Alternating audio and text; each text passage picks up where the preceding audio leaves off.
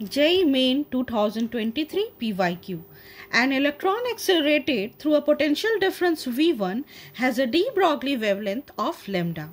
When the potential is changed to V2, its de Broglie wavelength increases by 50%. The value of V1 by V2 is equal to 4 options are given.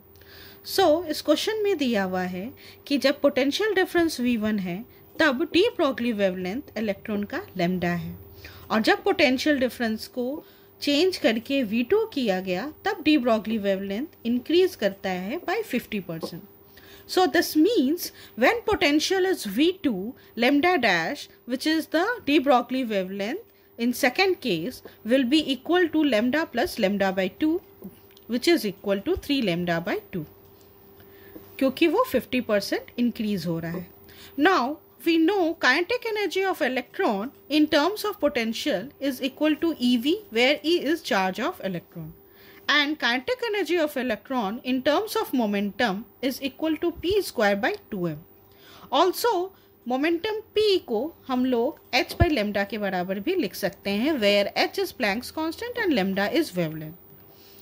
So when potential difference is V1, EV1 is equal to P1 square by 2m.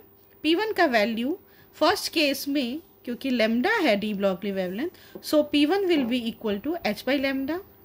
Putting its value, we will get the value of EV1. Similarly, when potential difference is V2, then in that case, wavelength is equal to 3 lambda by 2. So, momentum P2 will be equal to 2h by 3 lambda.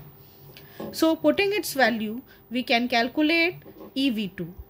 Now, we can divide these two equations and we can get the value of V1 by V2, which is equal to 9 by 4. So this means option B is correct.